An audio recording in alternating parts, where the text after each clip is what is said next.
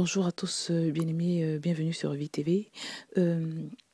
Alors, je voudrais préciser aujourd'hui, après qu'un frère m'ait interrogé sur ce sujet, il m'a demandé en fait comment est-ce qu'il pouvait faire pour avoir le Saint-Esprit. Ce que je voudrais dire, c'est que la Bible nous dit dans Romains 8, 9, si je ne me trompe pas, que celui qui n'a pas le Saint-Esprit n'appartient pas à Christ.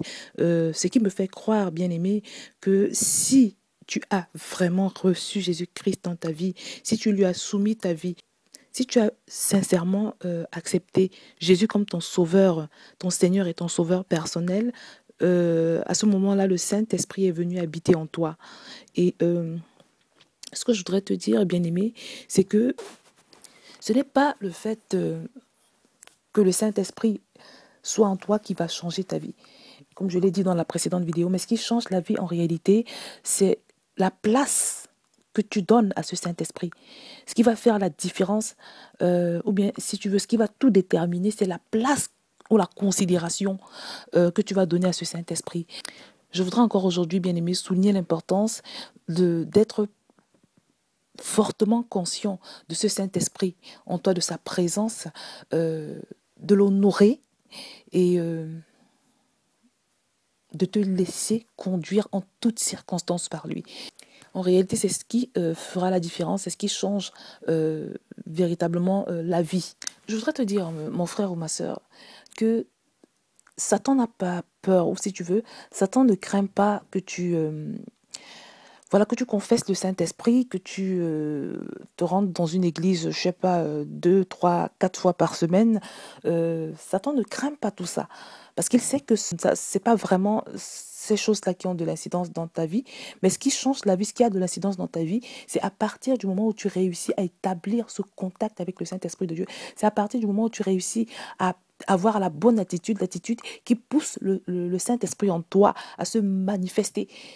Parce que c'est à partir de ce moment que tu vas voir ta vie changer. C'est à partir de ce moment que tu passes dans une autre classe. C'est à partir de ce moment que tu vas commencer à expérimenter ce que j'appelle des expériences surnaturelles avec Dieu. C'est à partir de ce moment que véritablement tu vas commencer à entretenir une interactivité avec lui.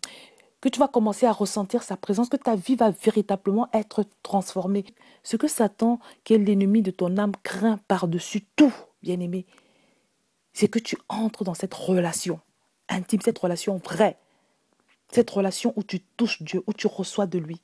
Parce qu'il sait que c'est véritablement ce qui va transformer ta vie, tes relations, donc ton combat, ton objectif, bien-aimé, ou si tu veux même ton obsession, c'est d'arriver dans cette dimension où le Saint-Esprit de Dieu va commencer à se manifester.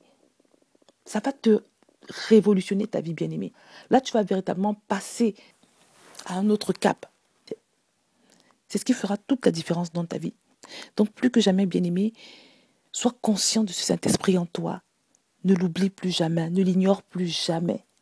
Mais sois focalisé sur lui, qu'il devienne ton centre du monde. Tu sais, bien-aimé, habituellement, on est centré sur ce qui se passe autour de nous. Et c'est ce qui se passe autour de nous, ou ce sont des personnes qui sont autour de nous qui déterminent notre vie, notre façon de réagir, ou même nos émotions, ou nos sentiments, ou même encore notre comportement. Mais si tu parviens à faire en sorte que tout parte de l'intérieur, que ce soit ce Saint-Esprit à l'intérieur de toi qui détermine toute chose dans ta vie, je te le redis, bien-aimé, tu vas passer à une autre dimension. Je voudrais en fait, bien aimé, juste te faire comprendre au travers de cette vidéo que si tu n'as pas encore d'expérience forte avec le Seigneur, c'est simplement parce que tu ne lui as pas encore donné la place qu'il faut dans ta vie. Je voudrais encore insister, bien aimé, sur l'importance de te voir comme Dieu te voit, d'être vraiment conscient de ce que tu transportes, quelque chose d'extraordinaire, quelque chose de glorieux à l'intérieur de toi. C'est si important, bien aimé. Dieu est conscient de sa grandeur. Et il voudrait que, pareillement, nous soyons conscients du niveau jusqu'où il est grand. Mais très souvent, soit nous ne le savons pas, nous ignorons son degré de grandeur, soit nous ne nous comportons pas en fonction de sa grandeur. Donc Dieu veut que tu réalises cette gloire qui habite en toi. Et c'est vraiment quelque chose d'extraordinaire que tu transportes en toi. Ce Saint-Esprit, c'est Dieu lui-même, dans toute sa gloire, dans toute sa magnificence. C'est quelque chose de précieux que tu transportes à l'intérieur de toi. Mais Dieu veut que tu en sois conscient. Bien-aimé, tu transportes plus que de l'or et plus que du diamant, du diamant à l'intérieur de toi.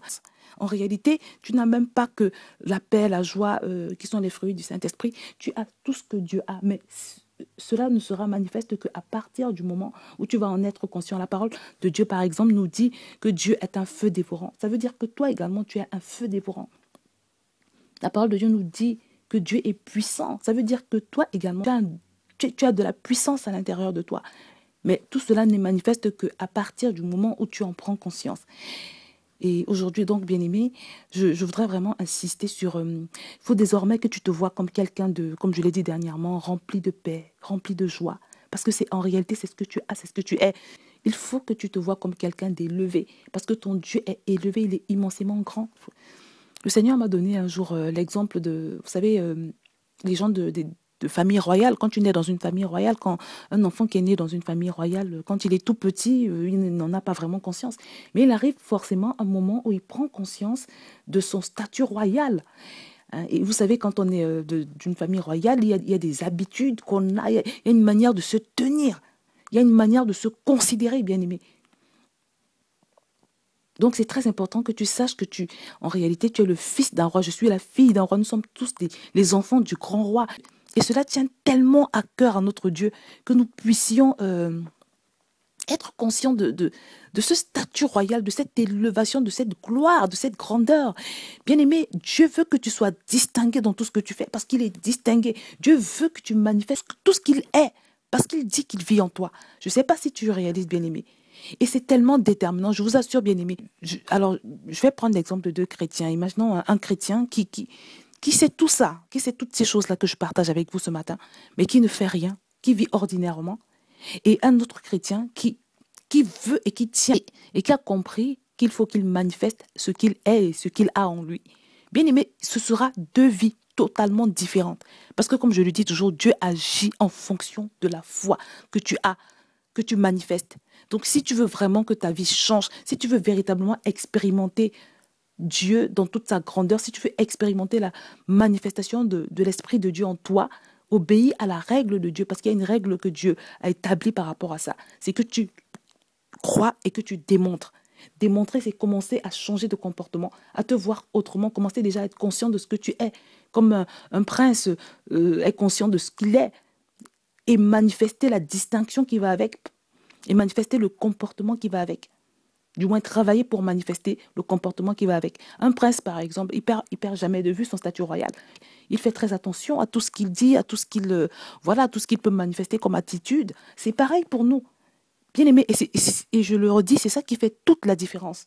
Tu dois savoir ce que tu as à l'intérieur de toi. Tu as le temple de la gloire du Dieu vivant. Donc, pour en revenir à la question que le frère m'a posée, comment est-ce qu'on fait pour avoir le Saint-Esprit, pour le manifester? Il n'y a rien de spécial. Il suffit simplement de soumettre sa vie à Jésus. Si tu as donné ta vie à Jésus, la Bible dit, je le répète, que celui qui n'a pas l'Esprit de Christ ne lui appartient pas. Donc, si tu as Christ, tu as l'Esprit de Dieu. À partir du moment où tu as sincèrement soumis ta vie à Jésus, l'Esprit Saint est en toi. Mais il ne demande qu'à se manifester. Et le principe de Dieu, le système de Dieu, si tu veux, veut que ce Saint-Esprit se manifeste au travers de ta foi. C'est ta foi et ta façon de démontrer que tu crois que le Saint-Esprit est en toi qui va permettre à ce Saint-Esprit de se manifester. Mais comme je l'ai dit, le plus important, le plus extraordinaire, c'est que ça va totalement, radicalement transformer ta vie. C'est là où tu vas véritablement commencer ta vie spirituelle. Tu vas sortir de la religiosité. Donc, bien aimé, je tenais à faire cette précision, à insister encore sur le fait que le Saint-Esprit en nous doit être le centre de notre monde. Parce que de toutes les manières, ce n'est que lui qui peut t'apporter la liberté. La parole de Dieu déclare que où se trouve l'Esprit, là est la liberté. C'est très fort. Ce verset est très, très, très fort. Et comme je l'ai dit, c'est pour ça que Satan veut, il fait tout, il fait des pieds et des mains pour que aucun des enfants de Dieu ne puisse expérimenter Dieu dans cette dimension. Parce que la parole de Dieu est vraie. Quand tu marches par l'Esprit bien-aimé, tu braves les obstacles. Tu triomphes dans tout ce que tu fais. Mais malheureusement, c'est quelque chose qui n'est pas donné. Ça se cultive tous les jours, comme je l'ai dit dans la précédente vidéo. Ça s'entretient. Où est l'Esprit de Dieu?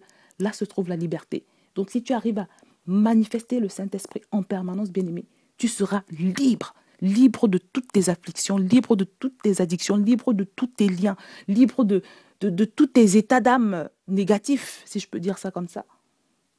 Donc le Saint-Esprit cultive le Saint-Esprit bien-aimé. Ça va totalement transformer ta vie. Que le Seigneur te bénisse.